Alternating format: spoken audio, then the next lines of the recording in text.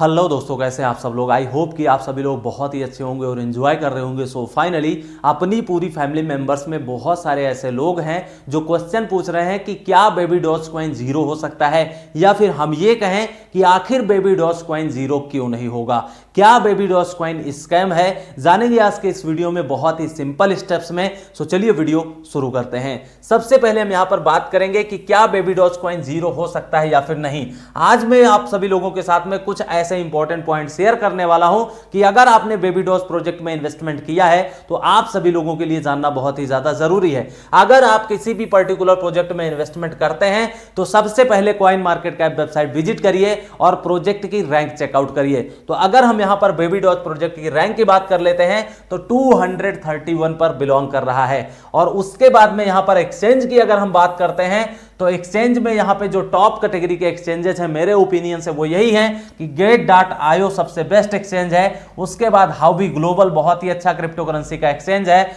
और पोलोनेक्स भी है। जो लोग नहीं जानते पोलोनेक्स के बारे में उन लोगों को रिमाइंड करवाना चाहता हूं, 2015-16 में बिटकॉइन क्रिप्टो करेंसी के जितने भी टॉप एक्सचेंजेस होते थे पोलोनेक्स बिट्रिक्स उसमें से टॉप कैटेगरी में आते थे। जो लोग भी पुराने होंगे उन सभी लोगों को बहुत अच्छे से याद होगा।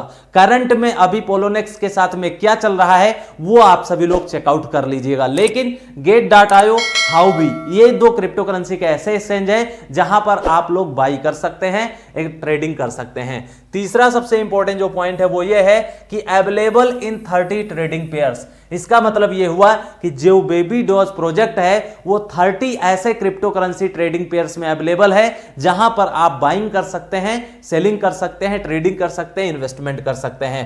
फोर्थ नंबर का जो इंपॉर्टेंट पॉइंट है वो ये है कि जो ऑफिशियल ट्विटर अकाउंट है बेबी डॉज प्रोजेक्ट का उस पे 1.4 मिलियन फॉलोअर्स हैं। ये कम फॉलोअर्स नहीं होते हैं किसी भी पर्टिकुलर प्रोजेक्ट के लिए, किसी भी पर्टिकुलर कंपनी के लिए, क्योंकि आप सोचिए कि 1.4 मिलियन इनके जेन्युइन फॉलोअर्स हैं ऑफिशियल ट्विटर अकाउंट पर। उसके बाद जो फिफ्थ नंबर का पॉइंट है वो यही है कि इन्वेस्टर्स या होल्डर्स इन मिलियंस। इसका मतलब ये हुआ कि जो भी होल्डर्स हैं या फिर इन्वेस्टर्स हैं वो नंबर ऑफ मिलियंस में है। जी हां, पूरी वर्ल्ड वाइड जितने भी यहां पे इन्वेस्टर्स हैं वो कहीं ना कहीं बेबी डॉज प्रोजेक्ट में इन्वेस्टमेंट करने के लिए सोचते रहते हैं और इन्वेस्टमेंट करते भी हैं। जितने भी रिटेल इन्वेस्टर्स हैं उनकी नज़रों में भी ये प्रोजेक्ट रहता है और लोग इन्वेस्टमेंट करने के लिए जाते हैं। बहुत सारी ऐसी व्हेल्स हैं जिन्होंने बेबी डॉज कॉइन में इन्वेस्टमेंट किया है। बहुत सारे ऐसे इंस्टीट्यूशनल इन्वेस्टर्स हैं जिन्होंने बिटकॉइन क्रिप्टो करेंसी के साथ में बेबी डॉज प्रोजेक्ट में भी इन्वेस्टमेंट किया है।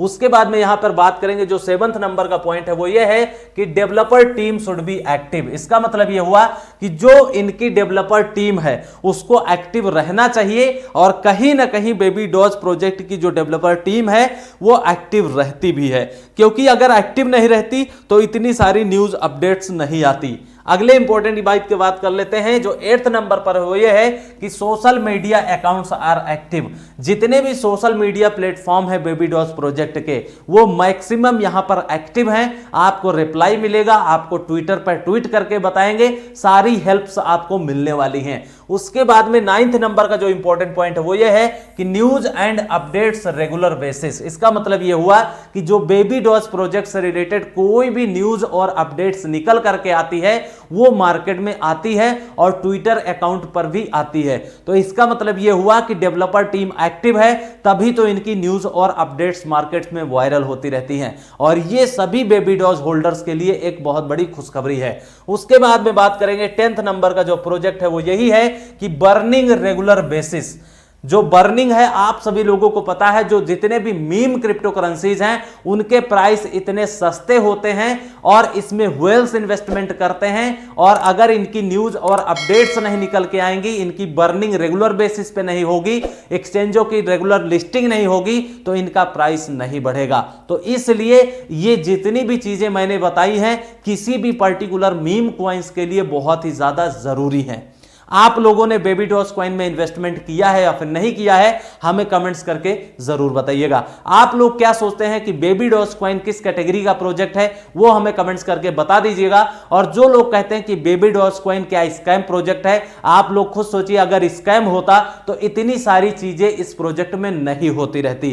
फ्यूचर में स्कैम करेगा या फिर नहीं करेगा, ये आपको पूरी दुनिया में कोई नहीं बता सकता। अगर बता सकता है तो वो है ऊपर वाला। तो इसलिए कोई नहीं बता सकता है, चाहे जितना बड़ा दुनिया का कोई भी एक्सपर्ट आ जाए, ये कोई बता ही नहीं सकता है कि कौन सा प्रोजेक्ट स्कैम करेगा या नहीं करेगा।